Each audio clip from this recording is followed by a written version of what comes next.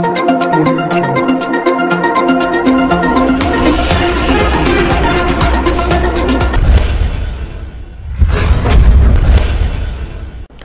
To Akshara TV news బులెటిన్ల ముందుగా headlines. NTPC contract కార్మికులకు కార్మిక నేత కౌశిక హరి పిలుపు.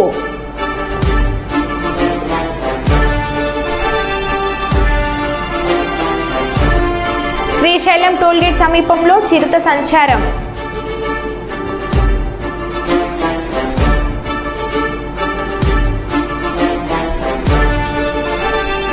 గన్నవరం టీడీపీ కార్యాలయంపై దాడి చేసిన ఘటనలో 15 మందిని అరెస్ట్ చేసిన పోలీసులు.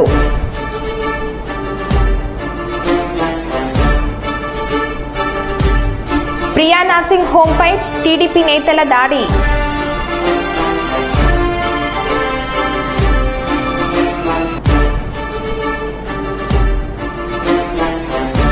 శ్రీ బల్కంపేట ఎల్లమ్మ అమ్మవారి రథోత్సవ కార్యక్రమం.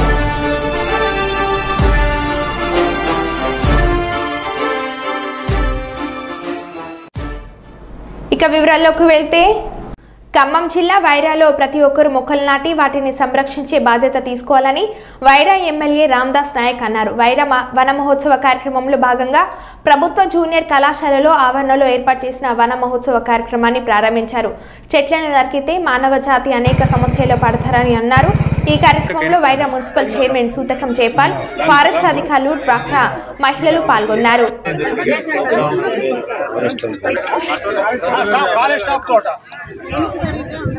ఓకే వస్తున్నారు చూడండి ఒకసారి అందరు చూడండి.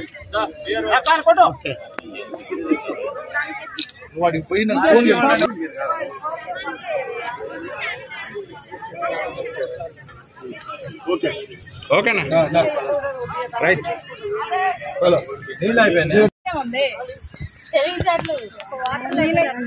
కూర్చోండి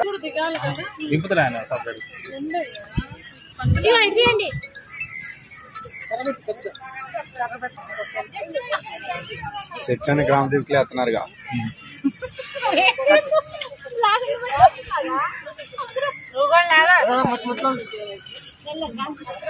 హైదరాబాద్ శ్రీ బల్కంపేట ఎల్లమ్మ అమ్మవారి రథోత్సవ కార్యక్రమం.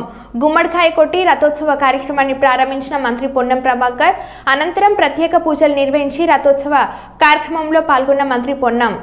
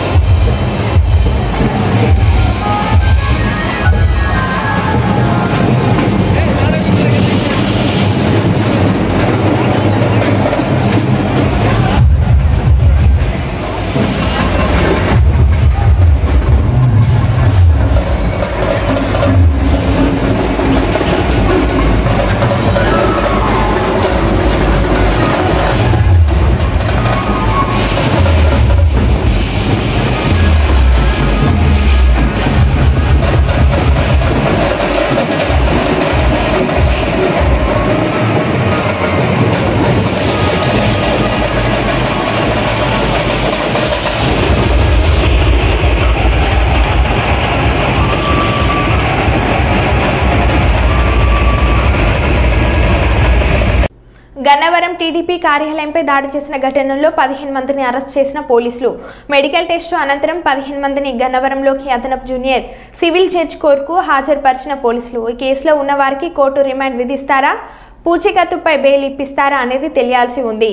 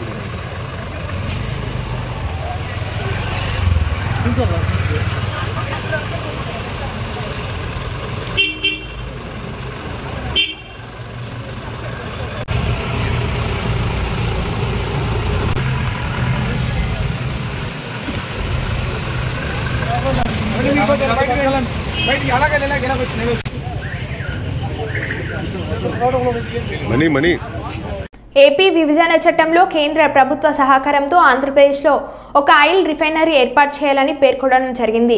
ఇదే విషయాన్ని ఇటీవల రాష్ట్ర ముఖ్యమంత్రి శ్రీ చంద్రబాబు ఢిల్లీకి వచ్చిన సందర్భంలో వారికి దృష్టికి తీసుకెళ్లాను. సీఎం ఈ ఆయిల్ రిఫైనరీ అంశాన్ని కేంద్ర పెట్రోలియం శాఖ మంత్రికి తెలియజేశారు. వారు కూడా సానుకూలంగా స్పందించారు.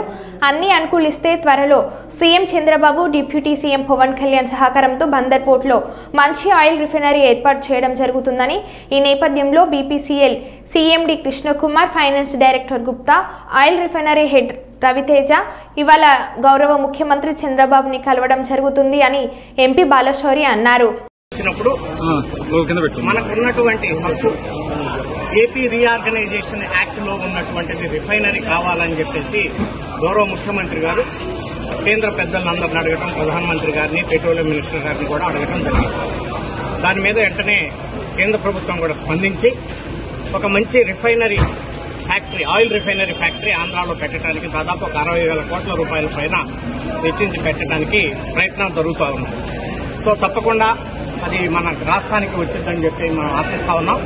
మరి ఈరోజు బీపీసీఎల్ సీఎండీ గారు, అలాగే వాళ్ళ రిఫైనరీ హెడ్, డైరెక్టర్ ఫైనాన్స్ అందరూ కలిసి ఈరోజు గౌరవ ముఖ్యమంత్రి గారిని కలవడానికి వచ్చారు. ఆ సందర్భంలో దుర్గామ్మ టెంపుల్ను కూడా దర్శించుకోవడం కోసం వారితో పాటు కలిసి వచ్చాం. భగవంతుడి దయ వల్ల తప్పకుండా ముఖ్యమంత్రి చంద్రబాబు నాయుడు గారి యొక్క కృషి, అలాగే deputy chief minister Pawan Kalyan గారి యొక్క కృషితోటి ఒక మంచి ఇన్వెస్ట్మెంట్, ఒక 60,000 కోట్ల రూపాయల ఇన్వెస్ట్మెంట్ ఆంధ్రాకు వస్తే తప్పకుండా డైరెక్ట్ గా కానీ ఇండైరెక్ట్ గా కానీ ఒక 20 నుంచి 25,000 మందికి ఉద్యోగ అవకాశాలు వస్తాయి. దానికోసం అందరం కూడా ఎంపీలు అందరం కలిసి కూడా ప్రయత్నాలు చేస్తాం. మరి ముఖ్యమంత్రి గారి యొక్క సజెషన్స్ ప్రకారంగా, అలాగే పవన్ కళ్యాణ్ గారి యొక్క సజెషన్స్ ప్రకారంగా. ఓకే. శ్రీశైలం టోల్గేట్ పక్కన ఉన్న కుక్కను చిరుత వేటాడి నోటితో పట్టుకెళ్లింది. అటుగా వెళ్తున్న భక్తులు ఫోన్లో వీడియో తీశారు. భక్తుల శబ్దం చేయడంతో చిరుత అడవిలోకి పారిపోయింది.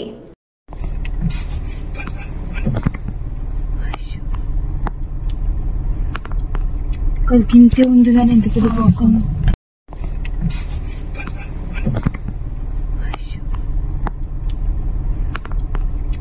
గింతే ఉంది కానీ ఎంత పెద్ద పోకం.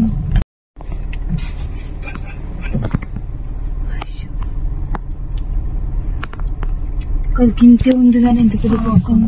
ఎన్టీపీసీ కాంట్రాక్టు కార్మికుల సమస్యల కొరకు యూనియన్ విభేదాలను పక్కన పెట్టి కార్మికుల హక్కుల కోసం ఉద్యమించాలని కార్మిక నాయకుడు కౌశిక హరి పిలుపునిచ్చారు. ఈ మేరకు గురువారం ఎన్టీపీసీ లేబర్ గేట్ వద్ద జరిగిన సమావేశంలో కార్మిక నేత కౌశిక హరి పాల్గొని మాట్లాడారు.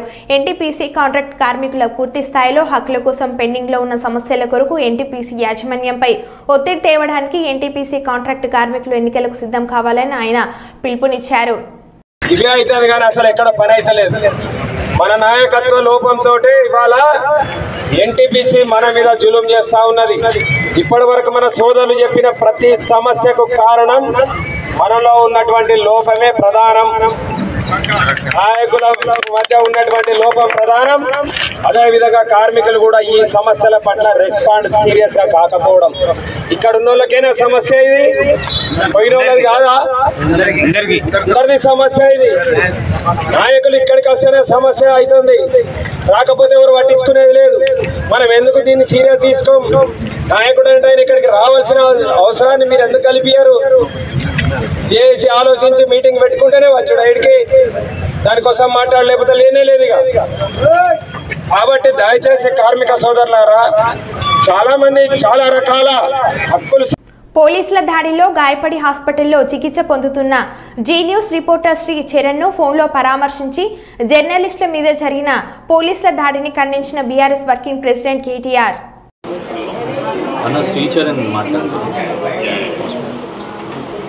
Hello hello Sricharan. Yeah hi అన్న. ఎట్లా ఉన్నావా? యా ఇప్పుడు బాగానే ఉన్నానన్న. ఏమైనా ఫ్రాక్చర్స్ ఏమైనా ఉన్నాయా లేక ఎట్లా దెబ్బలా ఇంటర్నల్ వుడ్సా? అంటే ఇప్పుడు డాక్టర్స్ ఇప్పుడు ఎక్స్రేస్ అవి తీస్తారంట, స్కానింగ్ అవన్నీ అయ్యాక రిపోర్ట్స్ వస్తాయి. అదే మనం చూసిన వీడియో చూసిన. Very very sorry, unfortunate, truly unfortunate. I also condemned it. అందరం కూడా మా పార్టీ నుంచి కూడా ఖండించామండి. కాకపోతే అదే వద్దాం అనుకున్నాను, నేనేమో దూరంలో ఉన్నాను తమ్ముడు. We're all with you.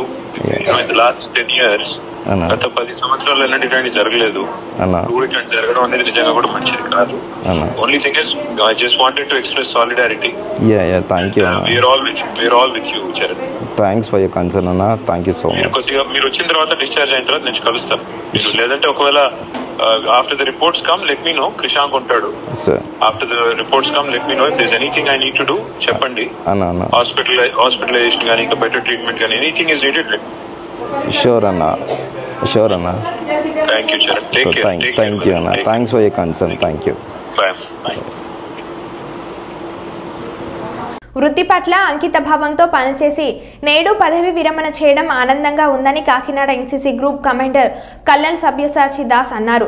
స్థానిక Ashok Nagar Kakinada NCC group headquarters లో కమాండర్ సభ్యసాచి దాస్ పదవి విరమణ కార్యక్రమం ఎన్సీసీ స్టూడెంట్ సిబ్బంది మధ్య జరిగింది. ముందుగా దాస్ పదవి విరమణ చేసి నూతనంగా గ్రూప్ కమాండర్ గా నియమితులైన రితిన్ మోహన్ అగర్వాల్ కు బాధ్యతలు అప్పచెప్పడం జరిగింది. అనంతరం NCC army, navy, air force students తో గార్డ్ ఆఫ్ హానర్ గౌరవ వందన స్వీకరించారు.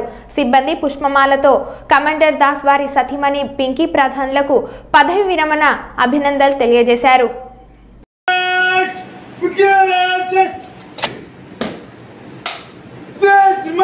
काकीनाडा ग्रुप एनसीसी कैट विसर्जन करने की अनुमति देता हूं. जय स्मार्ट कैट सिटी के रहे बाकी कैट विसर्जन. जय smart.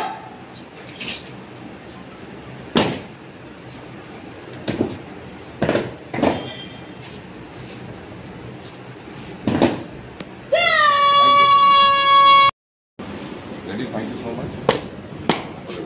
Yes, sir. Thank you so much.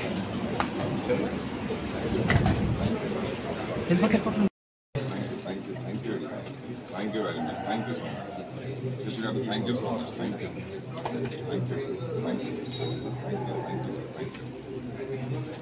Thank you, Krishna sir.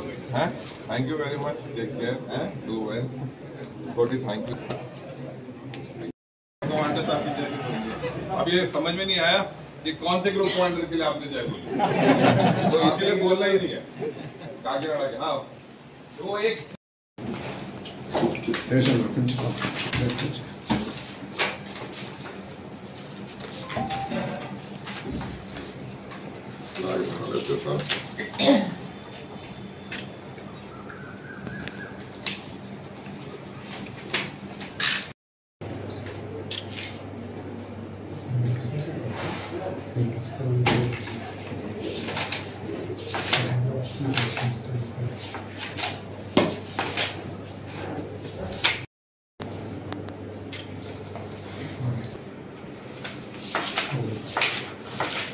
हो गया.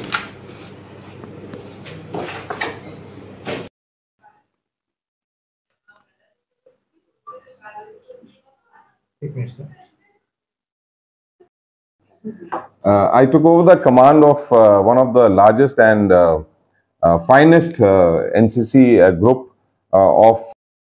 After commanding for approximately 1 year, today I am retiring, and I am very happy that I am retiring with a very happy note that today only we came to know the news that we have stood second in our intergroup IGC intergroup competition of Thal Sainik, where we have stood second. In Kakinada has been producing a lot of good cadets who have been representing the APNT Directorate in various events, and our participation in RDC, our participation in other national camps is very good.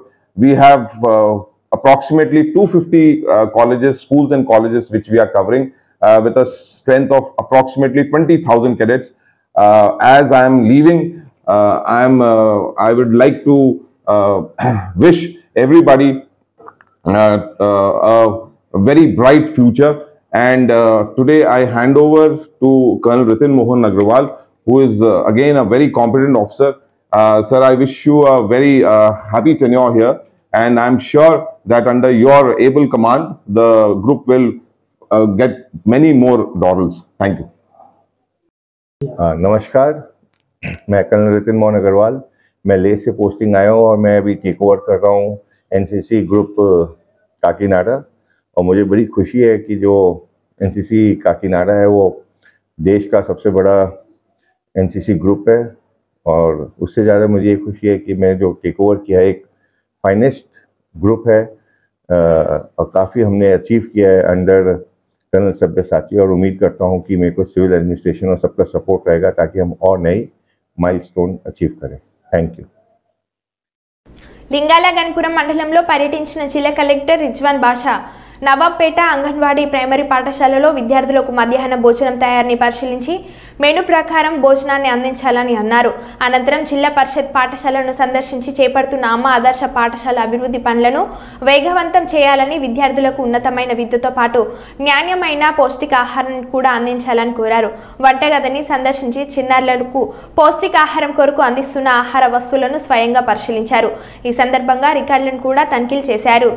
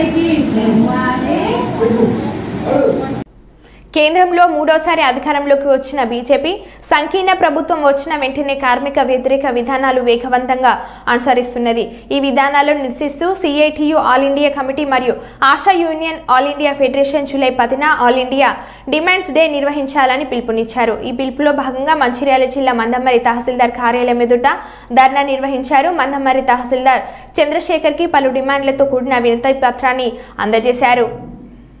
ప్రభుత్వము మీకు 26,000 జీతం కావాలని మేము ఉన్నప్పుడు మాకు అప్పుడు వచ్చి మద్దతు ఇచ్చిన వాళ్ళు, ఇక్కడ ఉన్న నాయకులు కానీ, ఇక్కడ ఉన్న ఎమ్మెల్యే వాళ్ళు కానీ, అంటే ఎవరన్నా వచ్చి మాకు మద్దతు ఇచ్చిండ్రు. మీకు ఆ ప్రభుత్వము ఇంత 10,000, 9,000 జీతం ఇవ్వడము మీకు న్యాయం కాదు. మా ప్రభుత్వం వస్తే మాత్రం మీకు ఫస్ట్ వచ్చే సంతకం కూడా మీదే పెడతామని అన్న ప్రభుత్వము ఇప్పటి వరకు ప్రభుత్వం వచ్చి 7-8 నెలలైనా కూడా మా గురించి ఒక మంత్రి కానీ ఒక ఎమ్మెల్యే కానీ మాట్లాడకపోవడం ఇదైతే మాకైతే చాలా బాధాకరం ఉంది. మాకు వచ్చే ఆ సాలరీ కూడా అంతకుముందు ఉన్న ప్రభుత్వం కనీసం ఫస్ట్ తారీఖున సాలరీ ఇచ్చేది. ఈ ప్రభుత్వం మాకు జీతాలు కూడా ఇవ్వడం లేదు. మేము ఇవ్వాలంటే ప్రతి నెల కమిషనర్ దగ్గరకు పోయి మేము ఒక లెటర్ వాళ్ళని అడుక్కునుడు అవుతుంది. మా సాలరీలు ఎప్పుడు ఇస్తారు అని అడుక్కునుడు అవుతుంది. ఆ చేసే ప్రభుత్వానికి మాకు వచ్చే చిన్న జీతము ఎక్కడ సరిపోతుంది చేస్తుందని ఈ ప్రభుత్వాన్ని మేము డిమాండ్ చేస్తున్నాం. ఈ కాలంలో ఇప్పుడు ఈ 5-6 నెలలలో మా ఆశా వర్గాలు చాలా మంది చనిపోవడం కూడా జరిగింది. కనీసం చనిపోయిన వ్యక్తి ఎట్లా చనిపోయింది ఏంది అని కూడా ప్రభుత్వము ఇప్పటి వరకు ఆ చనిపోయిన వ్యక్తి కుటుంబాన్ని పరామర్శించిన రోజులు కూడా లేవు. కనీసం చనిపోయినందుకు మీకు వాళ్ళకు ఇంటి వాళ్ళు కూలి పని చేసుకునే వాళ్ళు ఉన్న ఈ ఆశా వర్గాలలో చాలా మందిని మేము ఈరోజు జీతం వస్తే బతికే వాళ్ళమే ఉన్నాం. ఎవరు కూడా ఉన్న వాళ్ళైతే ఈ ఆశా వర్కర్ డ్యూటీలలో అయితే ఉన్న వాళ్ళైతే ఎవరు లేరు. ఒక్కొక్క ఆయిల్ ప్యాకెట్ కొనుక్కోవాలన్నా 200-300 ఉన్నాయి. ఈ వచ్చే 9,000 జీతం మాకు దేనికి సరిపోవట్లేదు. మా పిల్లల చదువులని మాకు బాధ్యతలు కూడా ఉంటాయి కదా. వాటి కోసం ప్రభుత్వాన్ని మేము అడిగేది ఏంటి అంటే మాకు కూడా ESI PF సౌకర్యం కల్పించాలని, కనీస వేతనం 26,000 ఇవ్వాలని, మేము చనిపోతే మాకు మట్టి ఖర్చులకు ఇవ్వాలని, మేము రిటైర్మెంట్ అయితే ఇచ్చే పెన్షన్ ఇవ్వాలని మేము ఈ ప్రభుత్వాన్ని కోరుతున్నాం. ముఖ్యంగా కోరేది ఏంటంటే మాకు పారితోషికం వద్దు, ఫిక్స్డ్ వేతనం ఇవ్వాలని ప్రభుత్వాన్ని మేము కోరుకుంటున్నాం. కార్మికులుగా గుర్తించాలి. మాకు పని భారం ఎక్కువైతుందండి. ఆశా వర్కర్లను కార్మికులకు గుర్తించాలి. మాకు పని భారం ఎక్కువ అవుతుందండి. అంతకుముందు ప్రభుత్వం ఉన్నప్పుడు పని భారం ఎక్కువ ఉంది. ఈ గవర్నమెంట్ వచ్చిన తర్వాత ఏమైనా తగ్గుతుంది అనుకుంటే ఇంకింత ఎక్కువ అయిపోయింది. అసలు రెస్ట్ లేదు. ఫోన్కి అయితే రెస్ట్ లేదండి. నాన్ స్టాప్ ఆన్లైన్ అంటారు, అది టార్గెట్ అంటున్నారు, అది అంటున్నారు, ఇది అంటున్నారు. రెస్ట్ లేదు ఫోన్లకి అయితే. ఏ టైంలో ఫోన్ వస్తుందో మాకే తెలుస్తలేదు. నిద్ర అనేది అసలు ఉండలేదు. దయచేసి ఈ టార్గెట్ కూడా మాకు తీసేయాలి. ఇంకోటి ఏంటంటే మాకు పారితోషికం వద్దు, ఖచ్చితంగా ఫిక్స్ వేతనం కావాలి. ఇప్పుడు రీసెంట్గా ఎగ్జామ్స్ అనేవి అంటున్నారు. మరి ఆ ఎగ్జామ్స్ ఏంటో కూడా మాకు అర్థం కావట్లేదు. ఏం రాయాలో కూడా మాకు తెలీదు. అంతకుముందు అంటే ట్రైనింగ్ ఇచ్చిన తర్వాత మేము వర్క్ చేస్తున్నాము. దాన్ని అనుసరించి ఇప్పుడు ఎగ్జామ్స్ అంటే మాకు కంగారుగా ఉంది. ఆ ఎగ్జామ్స్ని కూడా రద్దు చేయాలని కోరుకుంటున్నాను. ఖచ్చితంగా ఫిక్స్ వేతనం మాత్రం ఖచ్చితంగా కావాలని కోరుకుంటున్నాను.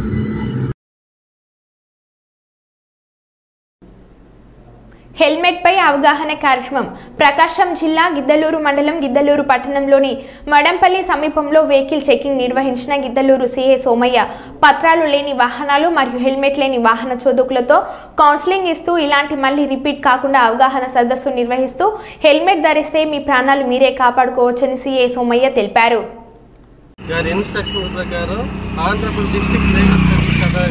ఒంగోలు వారు మనకు సర్క్యులర్ ఇచ్చారు. ఆ సర్క్యులర్ ప్రకారం ప్రతి ఒక్క స్టేషన్ హౌస్ ఆఫీసరు అలాగే ఇన్స్పెక్టర్లు ఈ హెల్మెట్ల గురించి నాన్ యూజర్ ఆఫ్ అంటే ఈ హెల్మెట్లు ధరించకుండా ఎవరైనా తిరిగితే ప్రమాదాలకి గురయ్యి ప్రమాదాల్లో ఈ హెల్మెట్ లేకుండా ఉన్నందువల్ల ప్రాణాలు కోల్పోయే అవకాశం ఉంది. ఎవరికైనా హెల్మెట్ లేకుండా ప్రయాణం చేసినప్పుడు ఏదైనా యాక్సిడెంట్ అయినప్పుడు హెడ్ ఇంజరీ తల రోడ్డుకి కొట్టుకోవడం వల్ల బ్లడ్ ఫ్లాట్ అయ్యి వాళ్ళ పక్షవాతం కానీ అప్పటికప్పుడే మరణం కానీ సంభవించే అవకాశం ఉంది. కాబట్టి దీన్ని మన హైకోర్టు దీన్ని తీవ్రంగా పరిగణించి ఎవరు కూడా హెల్మెట్ లేకుండా తిరగకూడదు అనే దాని గురించి అవగాహన సదస్సులు ఏర్పాటు చేయడానికి మాకు ఈ కోర్టు ద్వారా ఉత్తర్వులు వచ్చినాయి. దాని ప్రకారం మేము మా మండల పరిధిలో ప్రోగ్రామ్స్ అలాగే అవేర్నెస్ ప్రోగ్రాంలు కల్పించే భాగంగా మన గిద్దలూరు మండలం ఇక్కడ ఈ ప్రోగ్రామ్ని అవేర్నెస్ ప్రోగ్రామ్ని ఏర్పాటు చేశాం.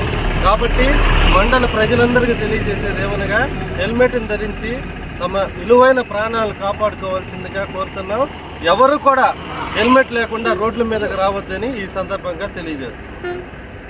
ఆర్టీసీ క్రాస్ రోడ్లో అగ్ని ప్రమాదం చోటు చేసుకుంది. మెట్రో స్టేషన్ కింద ఉన్న ఓ కాంప్లెక్స్లో మంటలు చెలరేగాయి. సమాచారం అనుకున్న ఫైర్ సిబ్బంది సంఘటన స్థలానికి చేరుకొని మంటలు చల్లార్చడానికి ప్రయత్నిస్తున్నారు. బిల్డింగ్ 3వ ఫ్లోర్లో మంటలు చెలరేగి 4వ ఫ్లోర్కు వ్యాపించాయి. బిల్డింగ్లో ఉన్న 2 వ్యక్తులను పోలీసులు సురక్షితంగా కిందకు తీసుకువచ్చారు.